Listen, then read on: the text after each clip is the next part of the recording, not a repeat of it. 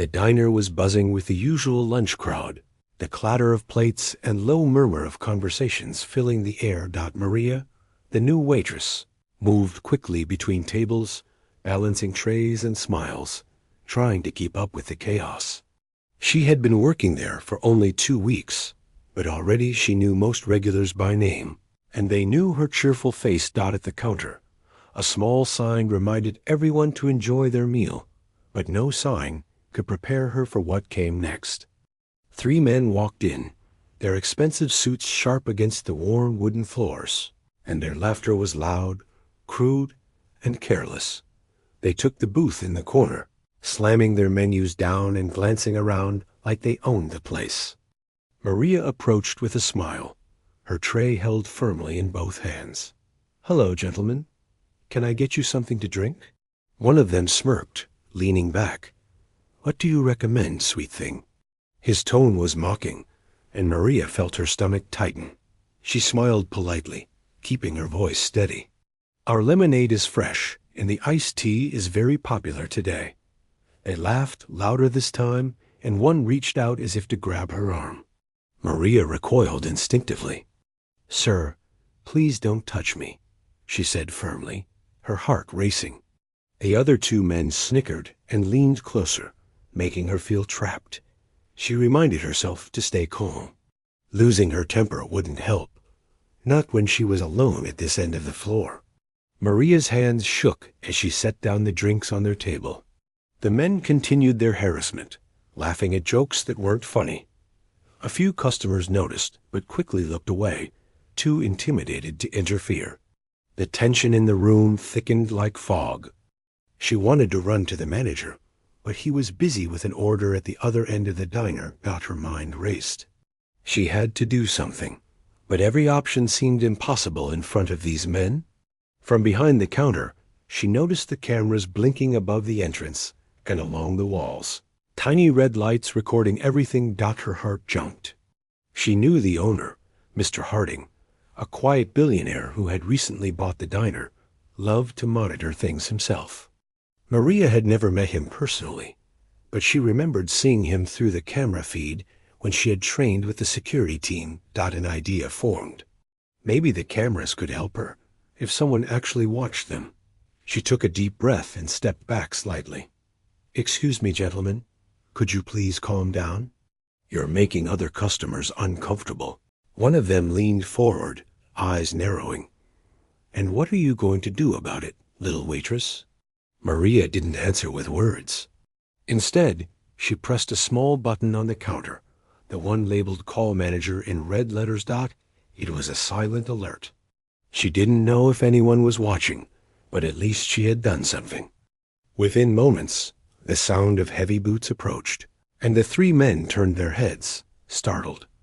A tall man in a dark suit appeared, his presence commanding without a word, and he checked the camera monitor tucked into the corner of the room. The men froze when they realized someone was observing them closely, analyzing every gesture, every smirk, every crude motion. Maria stayed at a safe distance, holding her tray, trembling but relieved that someone finally knew what was happening. The man's voice was calm but sharp as he spoke. "Gentlemen, I suggest you leave the diner immediately." They blinked, trying to mask their fear with arrogance, but the weight behind his words left no room for doubt. Maria realized this was Mr. Harding himself. She had heard rumors of his billionaire status, but his quiet authority in person was something else entirely. The men glanced at each other, nervous now, and muttered excuses as they quickly made their way to the exit. Mr. Harding's eyes met Maria's across the room, and she felt a mix of gratitude and awe. He nodded slightly, a gesture small yet powerful, acknowledging that she had done the right thing and that she was safe. The tension in the diner dissolved like morning mist, and even the regulars seemed to breathe easier watching the scene unfold. Maria felt her knees weaken and held the tray tighter, realizing she had just survived something that could have ended much worse. After the men left, the diner returned to its normal rhythm, though whispers and sideways glances lingered. Customers returned to their meals, and Maria poured coffee with a newfound sense of pride. Still shaking slightly from adrenaline, Mr. Harding walked over to the counter, and Maria could feel his gaze studying her, but not with judgment, only respect. "You handled that well," he said quietly, almost a whisper. "Not everyone has the courage to do what you just did." Maria looked up, surprised by his words. I just didn't want anyone else to get hurt," she said, her voice barely above the clatter of plates. He smiled faintly. "That's exactly why I pay attention to what's happening here. You've got heart. Remember that." She nodded, unable to speak, still processing the events and the presence of someone who could have changed everything for the worse or the better. And in that moment, she realized she wasn't alone anymore. Even after Mr. Harding walked back to his office, Maria felt a warmth of safety that hadn't existed before. The three men's departure left more than silence. It left a lesson for everyone in the diner about courage and accountability. Maria took a deep breath and went back to her work, smiling gently at the customers who had returned, their eyes showing quiet admiration. She knew this was just one shift, one moment, but it had changed her. It had changed the diner. By the end of the day, she felt a lightness she hadn't known in weeks. The fear had passed, replaced by a sense of purpose. And somewhere in the back of her mind, she thought about the power of someone watching, caring, and stepping in at the right moment. As the sun set, painting the windows in orange and gold, Maria wiped down the last table and smiled, knowing she had survived the worst. She didn't realize then that this was only the beginning of a connection with Mr. Harding, one that would alter the course of her life forever. The diner was quiet now, the lunch rush over, and Maria leaned on the counter, letting out a breath she hadn't known she was holding. The red lights of the cameras blinked softly above her, silently recording, silently watching, silently protecting. And she knew that courage wasn't just about confronting the men. It was about knowing help could come, even in unexpected forms.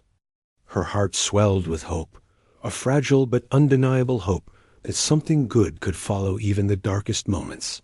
The next morning, Maria arrived early, the diner still quiet, the smell of fresh coffee filling the air. She wiped down the counters, her mind replaying yesterday's events, grateful that nothing worse had happened. As she arranged the chairs, she noticed Mr. Harding already seated at the corner booth, reviewing papers and sipping black coffee. Her heart skipped a beat, and she quickly glanced around to make sure no customers were watching before approaching. "Good morning," she said softly, trying to keep her voice steady despite the lingering adrenaline. He looked up and smiled faintly. "Good morning, Maria. I wanted to check in on you after yesterday." She paused, surprised. "Check in on me? I'm fine. I just did my job." He shook his head slowly. "It was more than just a job. You kept everyone safe. That matters." Maria felt warmth rise in her chest. "I just wanted to make sure no one else got hurt." He leaned back in his chair, studying her quietly. "That's rare. Most people would have ignored it, worried about themselves." She swallowed hard, remembering the fear she had felt as the three men cornered her. "And yet," he continued, "you acted. That kind of courage doesn't go unnoticed." He gestured toward the counter. "Sit. I want to talk to you for a moment. Just us." Maria hesitated, but obeyed, sliding into the chair across from him, her hands clasped tightly in her lap. Mr. Harding leaned forward slightly, his eyes serious but gentle. "I've been watching this diner for years, and I know when something or someone stands out." She blinked, unsure how to respond. "Yesterday, you stood out," he said simply. "Not just because you were brave, but because you cared." Maria felt a lump form in her throat. No one had ever said something like that to her before, not with such sincerity. I'm just doing my best," she whispered, eyes downcast. "It's hard sometimes, but I try." He nodded. "And that's why I want you to keep doing what you're doing. You have potential beyond this diner. Maria looked up, confusion and curiosity mingling on her face. Potential? Here? He smiled faintly. Yes, I see more in people than they often see in themselves. I want to help you achieve more, if you're willing. Her heart raced. Achieve more? How? I'm just a waitress. He leaned back, confident yet patient. Not for long, if you choose not to settle for just what's in front of you. She couldn't believe what she was hearing. A billionaire, the owner of this diner, offering to guide her beyond her current life. Why me? She asked quietly, her voice trembling. There are so many people here. Because you acted when others wouldn't, he said firmly. Because you have courage. And because you deserve a chance. Maria sat in stunned silence, the gravity of his words sinking in. For the first time in a long while, she allowed herself to hope. Maybe she wasn't stuck forever in this routine, in this life. And maybe, just maybe, she had found someone who would see her, truly see her, beyond her job and her fears. He handed her a business card. Take this. Think about it. If you're willing, I'll help you learn, grow, and achieve.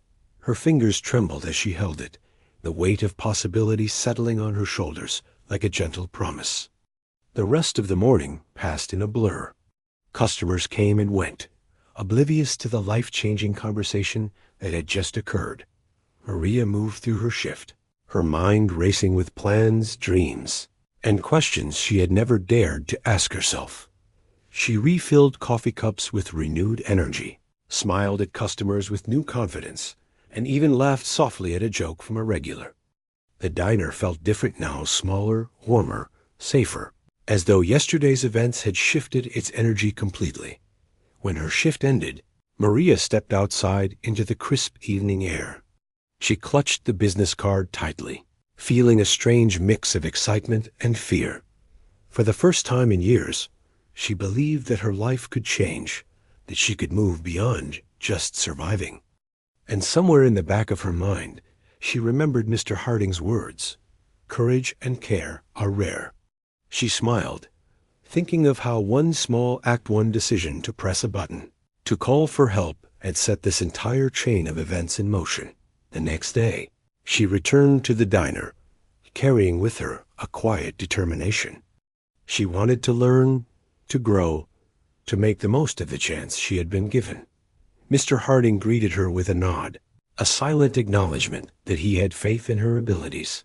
Maria smiled back, understanding that this was the beginning of something bigger than she had ever imagined.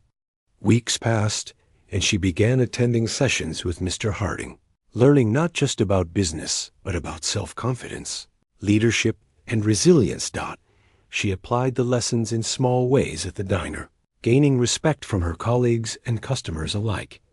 The memory of the 3 men who had harassed her faded, replaced by the excitement of new opportunities and a new mentor.